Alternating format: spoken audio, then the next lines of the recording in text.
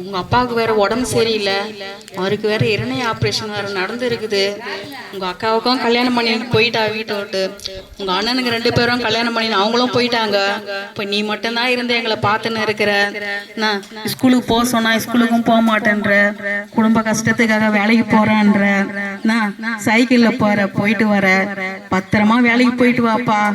நான் வேலைக்கு போறேன்.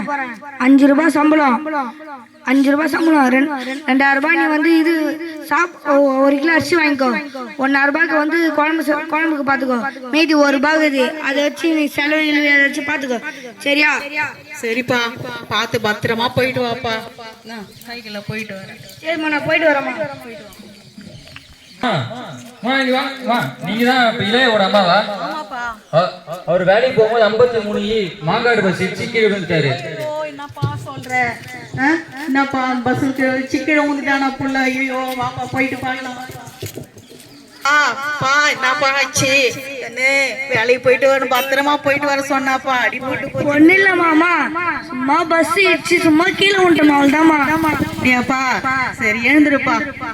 ஐயோ என்னப்பா கையெல்லாம் ரத்தமா இருக்குதாப்பா? ஐயோ தலை வேற வீங்கிட்டுக்குதாப்பா. டாக்டர் டாக்டர் ஓடியாங்க, பிள்ளை கையெல்லாம் ரத்தம், தலையில. ஐயோ இது நம்ம இவ்வளவு பெரிய இருக்கு. ஐயோ இவ்வளவு பெருசா இருக்கு. இது எதனா மூலிகைகள் எதனா பாதிச்சிடும். நாங்க ஏதோ மயக்க தான் போட்டுருக்கோம், டிப்ஸ் எடுத்தோம். நீங்க அவனை அப்படியே பெரிய அந்த அடிப்பட்ட பஸ்லேயே ஜிஹெச் ஸ்டேட் ஹாஸ்பிட்டல் போயிடுமா? சரிப்பா, சீக்கிரமாப்பா ஹாஸ்பிட்டல் போய் பாப்பா. டாக்டர் வந்து ஸ்கேன் எடுக்கணும்ன்றாங்க. ஆனா அவர் வந்து பொழியத்தே கஷ்டம்னு பேசிக்கிறாங்கம்மா. மூளையில வேற பலமா அடிபட்டுக்குது. அவருக்கு வேற மொட்டை அடிக்கணும்ன்றாங்க. மொட்டை அடிக்கிற ஆளுமா, ஆனா நாளைக்கு சாக போற புள்ளிக்காம நீ மொட்டை அடிக்கணும். அப்படியெல்லாம் சொல்லாதப்பா. எப்படி நான் மொட்டை அடிப்பா? பிள்ளைக்கு ட்ரீட்மெண்ட் பண்ணப்பா. சரிம்மா நான் அடிக்கிறேம்மா. இப்பதாம்மா ஒரு 4 நாள் கோமால இருந்து தெரிஞ்சிருக்காரு. ஸ்கேன் எடுத்து பார்த்தோம், அவருக்கு மூளையில வந்து ரத்த கட்டிட்டு இருக்கு. அவர் 20 நாள் இங்கே தான் பெட்ல ட்ரீட்மெண்ட் எடுக்கணும். 20 நாள் முடிஞ்சிட்டு நீங்கள் போயிட்டு மாதம் வந்து ஓபி கார்டு போட்டு ட்ரீட்மெண்ட்டுக்கு மருந்து மாத்திரை வாங்கிக்கோங்க. அப்புறம் கரண்ட் ஷாக் கொடுக்கணும், அப்போ தான் அவருக்கு வந்து சரியாகும். இதெல்லாம் கொடுத்தோம், அவர் சரியானா பரவாயில்ல, இல்லைன்னா அவர் வந்து பைத்தியமாக தான் இருக்கணும். ஏன்னா கொஞ்ச நாள் தான் உயிரோடு இருப்பாருமா. ஹாஸ்பிட்டல் இருந்து டிஸ்சார்ஜ் ஆயிட்டேன், வீட்டுக்கு போலாம் வாப்பா. தம்பி ஹாஸ்பிட்டல் இருந்து டிஸ்சார்ஜ் பண்ணிட்டு வந்துட்டேன். அவனை எவ்வளோ ட்ரீட்மெண்ட் பண்ணியாச்சு. போகாத கோயில் குளம் கிடையாது. எவ்வளோ கோயில் குளம் போய் அவனுக்கு வேண்டாத வேண்டுதெல்லாம் பண்ணியிருக்கிறேன், பார்த்துன்னு இருக்கிறேன். பெரிய கோயிலுக்கெல்லாம் போயிட்டு பண்ணாத பூஜைலாம் பண்ணியிருக்கிறேன். உனக்காக பூஜை கூட நான் பண்ணியிருக்கிறேன். ஒன்றும் சரியாகிற மாதிரி தெரியலப்பா. அவனை வச்சுன்னு என்னால் பார்த்துக்க முடியல, எங்கன்னா ஓடி போயிடுறான் வேற. நான் ஒரு கருணை கோலம் மாரி பண்ணிடலாமான்னு பார்த்துன்னு இருக்கிறான்ப்பா. அதெல்லாம் செய்யறாஜா. ரொம்ப கஷ்டப்பட்டான் அவனை வச்சுக்கணும்பா. இருக்கட்டும், இன்னைக்கு ஜனவரி 1 நான் சர்ச்சுக்கிட்டு போறேம்மா. போயிட்டு வந்து ஆண்டவர் விடுதலை கொடுப்பாரு, நான் விசுவாசிக்கிறேம்மா.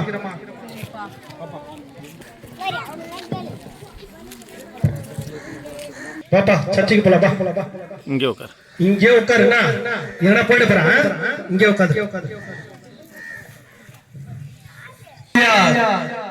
கர்த்தருக்கு ஸ்தோத்திரமா, கர்த்தருக்கு ஸ்தோத்திரம் சொல்லுவா.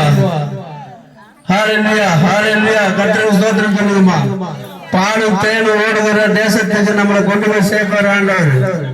அதுக்காக ஸ்தோத்திரம் ஸ்தோத்திரம். ஏரியா ஏன் தர ஹாஸ்பிட்டல் போலாம், வாடா பாப்பா ஹாஸ்பிட்டல் போலாம். ஏன் எங்க கொண்டாந்த? டேய் உனக்கு உடம்பு சரியில்லடா, அதான் சர்ச்சுக்கு வந்தா போவா, ஹாஸ்பிட்டலுக்கு போலாம். அண்ணா என்னன்னு தெரியல, பாஸ்டர் பேசும்போது வானத்துல இருந்து ஒரு அக்கினி வந்து என் மேல புறப்பட்டுச்சுண்ணா. அதுல இருந்து ஒரு தலைவலிலாம் அடிக்கடி வரும்ண்ணா, ரொம்ப வலிக்குண்ணா. இப்பெல்லாம் அதெல்லாம் இல்லவே இல்லைண்ணா. சரி பரவாயில்ல, ஆண்டவர் விடுதலை கொடுத்துறாரு, வா நம்ம ஹாஸ்பிட்டலுக்கு போய் பார்க்கலாம். வா இவருக்கு 2வது ஸ்கேன் எடுத்து பார்த்தேன், அதுல இவருக்கு அடிப்பட்ட தடமே தெரியல. நீங்க கும்பிடுற அந்த இயேசுதான்ப்பா உங்களை காப்பாத்தி இருக்கிறாரு. கர்த்தருக்கு ஸ்தோத்திரம். வாடா அம்மாண்ட போலாம், வாடா அம்மா. தம்பிக்கு விடுதலை கொடுத்தாருமா ஆண்டவர், தம்பி சுகமாகறாமா. ஆண்டவர் கோடான கோடி நன்றி ராஜா. ஆண்டவர் கோடான கோடி நன்றி. நான் எவ்வளோ கோயில் குளம் போனேன், என்னென்னோ பூஜை பண்ண, பிள்ளைய காப்பாத்த முடியல. புள்ள பைத்தியமா இருந்த பிள்ளைய ஆண்டவர் காப்பாத்தி இருக்கிறாரு. ஆண்டவர் கோடான கோடி, அவருக்கு நன்றி. ஸ்தோத்திரம் ஆண்டவர். அம்மா பைத்தியமா இருந்தேன். எங்க அம்மாலாம் சொல்லியிருந்தாங்க, இவனுக்கு என்னென்னமோ பண்ணி பார்த்தாச்சு, இதுக்கு மேலே முடியல, இவனை கருணை கொலை பண்ணிடலான்னு பேசியிருந்தாங்க. அப்போதான் எங்கள் அண்ணன் சொன்னார், நீ ஜனவரி ஒன்றுமா நான் வந்து அவனை சர்ச்சுக்கு கூட்டும் போதுன்னு சொன்னார். நானும் போனேன். நான் வந்து வாசலாண்ட உட்காந்துருந்தேன். அப்போ பாஸ்டர் பேசும்போது என் வானத்துலேருந்து ஒரு அக்கினி என் மேலே வந்துச்சு. அதுலேருந்து எனக்கு தலைவலி இல்லை, எதுவுமே இல்லை. எங்கள் அண்ணன் வந்து கூப்பிட்டுன்னு போனார். போய் வந்து ஹாஸ்பிட்டலில் போய் ஸ்கேன் எடுத்து பார்த்தா இவனுக்கு வந்து அடிப்பட்ட தடமை இல்லைன்னு சொன்னாங்க. அதுக்கப்புறம் எனக்கு ஒரு தரிசனம் வெளிப்பட்டுச்சு. சூனாமேடுன்னு ஒரு போர்டு போட்டு அங்கே போனேன். அங்கே வந்து இப்போ எனக்கு 250 விசுவாசியும் 2 சர்ச்சு இருக்கு. கத்திர என்ன ஆசீர்வாதமாக வச்சிருக்காரு. நீங்களும் கத்திரங்களை ஆசீர்வாதமாக இருக்குது. கர்த்தருடைய பிள்ளைகளே, இப்போது ஒரு நாடகத்தை பார்த்தீங்க. சரியா 1993 மதுரவாலை சேர்ந்ததானே ஒரு சகோதரர் வேலைக்கு போயிட்டு சைக்கிள்ல வரும்போது மதுரவாயில இருக்கிற ரேஷன் கடைக்கு முன்பதாக 53E மாங்காடு பஸ் பாரிஸுக்கு போயிட்டு மாங்காட்டை நோக்கி போய்கின்னு இருக்கும்போது இந்த தம்பி சைக்கிள்ல வரும்போது ஆக்சிடென்ட் ஆகி தூக்கி வீசப்பட்டான். அங்க இருக்கிற 24 மணி நேரம் டாக்டர் ஹாஸ்பிட்டல்ல அட்மிட் பண்ணி வச்சிருந்தாங்க. அவங்க அம்மாவுக்கு இது போல பிள்ளை ஆக்சிடென்ட் ஆச்சுன்னு சொல்லி செய்தி போன உடனே போய் என் பிள்ளைக்கு ஆக்சிடென்ட் ஆயிடுச்சான்னு சொல்லி தலையை பிடிச்சி தூக்கின உடனே எந்த டாக்டரும் கவனிக்கல. தலை பின்னாடி பலமா அடிபட்டு மூளையில ரத்தம் கலந்து போய் ஒரு தயிர் பாக்கெட் மாதிரி பின்னாடி கொலன்னு ஆகி போச்சு. அவங்க ஹாஸ்பிட்டல்ல கத்தி கூச்சல் இட்டு அவங்க தாயார் அங்கிருந்து அதே பஸ்ல, இப்ப ஆம்புலன்ஸ் வசதி எல்லாம் இருக்குது, அந்த நாட்கள்ல எந்த பஸ்ல ஆக்சிடென்ட் ஆச்சோ அதே பஸ்ல அவனை ஏத்திக்கின்னு சென்ட்ரல்ல இருக்கிற GH ஹாஸ்பிட்டல் கூட்டு போனாங்க.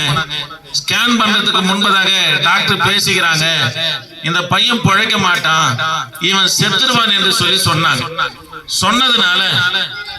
சொன்னதுனால மொட்டை அடிக்கிறவர் வந்து ஸ்கேன் பண்றதுக்காக தலையில இருக்கிற முடியை எடுக்கணும். மொட்டை அடிக்கிற ஹாஸ்பிட்டல்ல இருக்கிறவர் பார்த்து தன் தாயாரை பார்த்து சொல்றாரு, அம்மா இவன் பிழைக்க மாட்டான், இன்னைக்கு இல்ல நாளைக்கு செத்துருவான்னு சொல்லி ஹாஸ்பிட்டல்ல டாக்டர் பேசுறாரு. அதனால இவனை மொட்டை அடிக்காம விட்டுருங்களேன், அப்படி சாவு போற பிள்ளைக்கு ஏமா மொட்டை அடிக்கிறான்னு சொன்னாங்க. அன்பான தேவனுடைய பிள்ளைகளே, அந்த தாயா அந்த மனுஷனுக்கு முன்பாக அழுது கூச்சலிட்ட பிற்பாடு மொட்டை அடிச்சாங்க. 4 நாள் கோமால இருந்து 4 நாளுக்கு பிற்பாடு ரத்தம் வாந்தி வந்தது. 20 நாள் ட்ரீட்மெண்ட் பார்த்தாங்க. ஸ்கேன் எடுத்து பார்த்தா மூளையில ரத்தம் கலந்து போயிருக்குது. இவன் கொஞ்ச நாள் உயிரோடு இருப்பான், பிற்பாடு மரித்து போவான், அப்படி இல்லைன்னா பைத்தியமா இருப்பான் என்று சொல்லி அனுப்பிட்டாங்க. 93 ஆக்சிடென்ட் ஆச்சு. 2 வருஷம் 95 தொடங்குற வரைக்கும் போகாத கோயில் இல்ல அந்த தாயா. அவங்களுடைய தாயார் பெரியபாளையம் போயிட்டு நிர்வாண பூஜை செய்தாங்க. உன் பிள்ளைக்கு சுகமாயிடும் சொன்னாங்க. யாரும் அந்த வழியா போக கூடாது. ஒரு கிளி தோசியக்காரன் போக கூடாது, ஒரு மணியாட்டிக்காரன் போக கூடாது, ஒரு குடுகுடுப்புக்காரன் போக கூடாது. எல்லாரையும் புடிச்சு மந்திரித்து அந்த பிள்ளைக்கு தாயத்தா கட்டுவாங்க. கழுத்துல தாயத்து இருக்கும், கையில தாயத்து இருக்கும், இடுப்புல தாயத்து இருக்கும். அவன் படுத்து எழுந்திருக்கும் போது உடம்பெல்லாம் ரத்தமா இருக்கு அந்த காயத்தை குத்தி. ஆனாலும் கூட சற்று கூட சுகமாகல. ஒரு நாள் அவங்க அம்மா தன்னுடைய பிள்ளை 2வது மகன் எடுத்த சொல்றாங்க, எப்பா இவன் விட்டா எங்கன்னா போயிடறான், ஒன்னும் சாப்பிட மாட்டான், ஆகாரமும் இவனுக்கு இறங்கல, எலும்பும் தோலும் ஆயிட்டான், இவன் நிலைமையை பார்ப்பதற்கே முடியல, இவனுக்கு ஏதாச்சும் கருணை கொலை போல எதனா பண்ணிடலாமான்னு கேட்கும் போது அதுக்கு அந்த சகோதரனுடைய அண்ணன் சொன்னாரு, இன்னைக்கு ஜனவரி 1 1995மா இவனை நான் சர்ச்சை கூட்டின்னு போறேன்னு சொல்லி கூட்டின்னு போனாங்க. கூட்டின்னு போன உடனே மதுரவாயில இருக்கிற பாஸ்டர் பால் அருணாச்சலம் இப்போது அவர் கர்த்தருக்குள்ள நித்திரை அடைந்திருக்கிறார். இப்போது அவர் இல்ல. அவர் பண்ண பிரசங்க நாளிலே உன்னை பாலும் தேனும் ஓடுகிற கானான் தேசத்துல கொண்டு போய் விடுவேன் என்று பிரசங்கம் பண்ணினார். எனக்கு அன்பான தேவனுடைய பிள்ளைகளே, இதை பேசிக் கொண்டிருக்கும் போதே வானத்திலிருந்து கர்த்தருடைய வல்லமை இறங்குச்சு. அந்த பையன் மேல இறங்கின உடனே தூக்கி வீசப்பட்டான். கொஞ்ச நேரம் கழிச்சு அவனுக்கு தெளிந்த பிற்பாடு அவங்க அண்ணன் வந்தாரு. என்ன பாச்சுன்னு சொன்ன உடனே நான் வானத்துல இருந்து ஒரு அக்கினி வந்து என் மேல இறங்குச்சு, கர்த்தருடைய அபிஷேகம் வல்லமை இறங்குச்சு. நான் இப்ப சுகமா இருக்கிறேன், எனக்கு வலி இல்லைன்னு சொன்னாங்க. எந்த ஹாஸ்பிட்டல்ல அவனை பைத்தியம், அவன் மூளையில ரத்தம் கட்டி இருக்கு கொண்டு போறாங்க. போயிட்டு அந்த இடத்துல ஸ்கேன் பண்ணி திரும்ப பார்த்த பிற்பாடு ஆக்சிடென்ட் ஆன அடையாளமே இல்லைன்னு சொன்னாங்க. எனக்கு அன்பான தேவனுடைய பிள்ளைகளே, தரிசனத்தை கொடுத்தார். சூனாம்பேட்டில் போயிட்டு ஊழியம் செய் என்று சொல்லி இப்போது அந்த சகோதரன் சூனாம்பேட்டில் வந்து 18 வருஷமா ஊழியம் செய்து 2 சபைக்கு போதகனாகவும் ஒரு 250 ஆத்துமாக்களுக்கு போதகனாக இருக்கும்படி கர்த்தர் செய்தார். அது யாரும் இல்லைங்க, ஒரு நாள் நான் தான் ஆக்சிடென்ட் ஆகி பைத்தியமா இருந்து எல்லாராலும் ஒதுக்கப்பட்டு உற்றார் உறவினர்களை எல்லாரும் தூக்கி வீசப்பட்டு இவன் செத்துருவான், பிழைக்க மாட்டான் என்று பரியாசம் பண்ண என்ன என் தேவனாகிய கர்த்தர் அவர் முன்குறித்து இருந்ததால எனக்கு கர்த்தர் பரிபூர்ண சுகத்தை கொடுத்தார். ஆக இந்த வார்த்தையை கேட்கிறேன் எனக்கு அன்பான கர்த்தருடைய பிள்ளைகளே, உன்னை ஊரு தள்ளி இருக்கலாம், உலகம் தள்ளி இருக்கலாம், கூட பிறந்தவர் தள்ளி இருக்கலாம், கட்டினவன் தள்ளி இருக்கலாம், கட்டின மனைவி கூட தள்ளி இருக்கலாம்.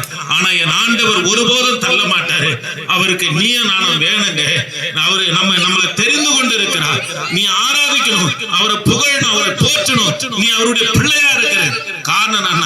2000 ஆண்டுகளுக்கு முன்பதாக கர்த்தராகிய இயேசு கிறிஸ்து நமக்காக கல்வாரி சிலுவையில பலியா இருக்கிறார்கள். யாருக்கு தேவையே இல்லையோ என் கர்த்தருக்கு நீ வேணுங்க. நீ ஆண்டவரிடத்துல வருவாயனா, கர்த்தரை நோக்கி பார்ப்பாயனா, உனக்கு பரிபூர்ண சுகமும் விடுதலையும் கொடுத்து வாழ்க்கையில என் தேவனாகி கர்த்தர் அற்புதம் செய்வார்கள். அது மாத்திரம் இல்லைங்க, எப்பேற்பட்ட வாத வசனம் சொல்லுகிறது, நீ விரும்புகிறது, நீ நம்புகிறது, நீ கேட்கிறது, உன் வர மனவிருப்பம் அவரால் வரும் என்று வேதம் சொல்லுகிறது. ஆக கர்த்தராக இயேசு கிறிஸ்துவ நம்புவீர்களா, என் தேவனாகி கர்த்தர் உங்களுக்கு சுகம் தருவாங்க. பைத்தியமா இருந்த என்ன ஆண்டவர் இப்போ 250 ஆத்துமாக்களுக்கு ஒரு போதனாக கர்த்தர் வைத்திருக்கிறார். ஆக உங்கள் வாழ்க்கையில என் தேவனாகிய கர்த்தர் அற்புதம் செய்வாருங்க. அவரை நோக்கி பாருங்க, அவரை தேடுங்க, உங்கள் வாழ்க்கையில என் தேவன் அற்புதம் செய்வார். நான் உங்களுக்காக செபிக்கிறேன். கிருபையின் தேவனே, நாங்கள் உம்மை துதிக்கிறையா. இந்த வார்த்தையை கேட்டு இந்த கல்பட் கிராமத்து ஆண்டவரே உம்முடைய சமூகத்தில் வைத்து செபிக்கிறையா. கர்த்தர் நீங்க ரட்சிப்பீராக. இந்த வார்த்தை இந்த பிள்ளைகளுக்குள்ள, இந்த கிராமத்துக்குள்ள கிரியைகளை நடப்பிக்க என் தேவன் நீங்க உதவி செய்யுங்க. தொடர்ந்து வழிநடத்துங்கப்பா. இயேசு நாமத்தில் செபிக்க நல்ல பிதாவே, ஆமென். Praise the Lord. உங்களுக்கு யாராயிலும் ஜெபம் பண்ணணும்னா வாங்க, நாங்க ஜெபம் பண்ணுகிறோம். கர்த்தர் உங்களுக்கு விடுதலை தருவார். ஆமென்.